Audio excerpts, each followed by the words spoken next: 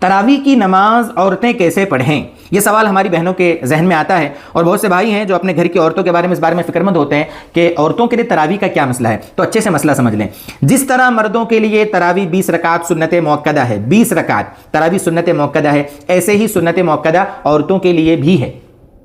مردوں کے لیے بہتر ہے کہ وہ مسجد میں جا کر پڑھیں، جماعت کے ساتھ پڑھیں، ایک امام صاحب کے پیچھے پڑھیں، زیادہ بہتر ہے، افضل ہے۔ لیکن عورتوں کے لیے یہ ہے کہ وہ تنہا پڑھیں، اکیلی پڑھیں، اس لیے کہ ان کے پیچھے کام کاج ہے، گھر کی ذمہ داریاں ہیں، بچوں کے مسائل ہوتے ہیں، چھوٹے بچے ہوتے ہیں، تو ایک وقت ان کے لیے بھی طے کیا جائے گا تو دشوار ہو جائے گا۔ اس لیے عورتوں کو شریعت نے سہولت دی ہے۔ ویسے بھی فرض نماز کے سلسلے میں بھی عورتوں کو شریعت نے سہولت دی ہے کہ ان کو جماعت کے اہتمام کے ساتھ مسجد میں جانے کی ضرورت نہیں ہے، وہ اکیلے جب ان کو موقع ملے، سہولت ہو، اپنے بچوں کی تربیت کے ساتھ ساتھ، ان کی دینی رہبری کے ساتھ ساتھ اللہ کی عبادت کی بھی فکر ان کے ذمہ ہے، تو وہ کیا کریں، جب بھی موقع ملے وقت کے اندر، چاہے وہ اول وقت میں پڑھیں، درمیان وقت میں پڑھیں، یا اگر کئی مجبوری ہو جاوے تو آخر وقت میں، جب موقع ملے جیسے ملے، وہ اللہ تعالیٰ کی عبادت یہ نماز کی شکل میں ضرور کریں۔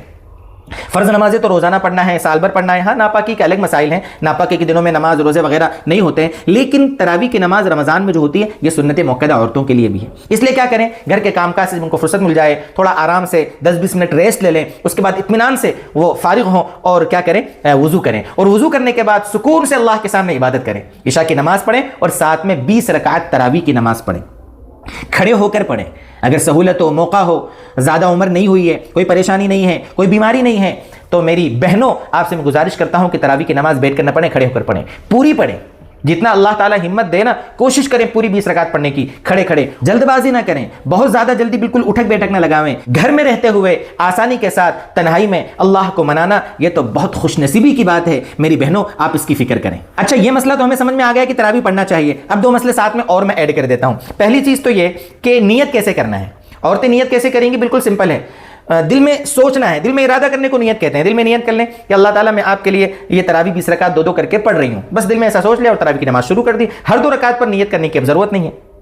جس طرح نمازوں کی ہم نیتیں کرتی ہیں نا، اس طرح تراویح کی بھی نیت کر لیں، بس اتنا سا مسئلہ ہے۔ دوسرا مسئلہ ایک اور، کیا گھر میں عورتیں جماعت کے ساتھ تراویح پڑھ سکتی ہیں؟ تو میں آپ سے کہوں گا کہ اگر حافظ صاحب گھر میں ہیں، آپ کا بھائی ہے، آپ کا شوہر ہے، آپ کے والد صاحب ہیں، یا جو بھی گھر کا ایسا فرد جو ہمارا محرم ہے، اگر وہ حافظ صاحب ہیں اور وہ جماعت کی نماز عشاء کی مسجد میں پڑھ کر آ گیا، اس کے بعد اگر ہمیں تراویح پڑھا رہے ہیں تو ان کے پیچھے ہم جماعت میں شریک ہو سکتے ہیں، کوئی مسئلہ نہیں۔ بلکہ علماء نے تو یہاں تک اجازت دی کہ اگر کوئی حافظہ ہے اور قرآن کریم یاد رکھنے کے مقصد سے اگر وہ تراویح کا اہتمام کرتی، تراویح پڑھاتی ہے، تو اس کے پیچھے گھر کی دوسری عورتیں اس حافظہ کے پیچھے پڑھ سکتی ہیں، اس کی اجازت دی علماء نے۔ ویسے عام حالات میں عورت کا امام بننا، اس کے پیچھے عورتوں کا کھڑے ہو کر نماز پڑھنا، یعنی عورت امام بن کے پڑھائے، یہ مکروہ تحریمی ہے، لیکن حافظہ کے لیے اس کی اجازت دی ہے، شریعت میں اجازت دی گئی ہے کہ اس کا قرآن اس بہانے محفوظ رہے گا، یاد رہے گا، تو حافظہ کے پیچھے تراویح پڑھ سکتی ہیں عورتیں۔ یہ ہوا حافظہ کے پیچھے پڑھنے کا۔ اب بہت سے علاقوں میں کوئی اجنبی آدمی امام ہوتا ہے، وہ پڑھانے آ جاتا ہے، اور اس کے پیچھے پڑھنے والی عورتیں بھی کون ہوتی ہیں، سب اجنبی ہوتی ہیں، وہ عشاء کی نماز بھی وہاں پڑھا رہا ہے، تراویح بھی پڑھا رہا ہے، اجنبی ہے، اس کو کوئی محرم بھی وہاں موجود نہیں ہے،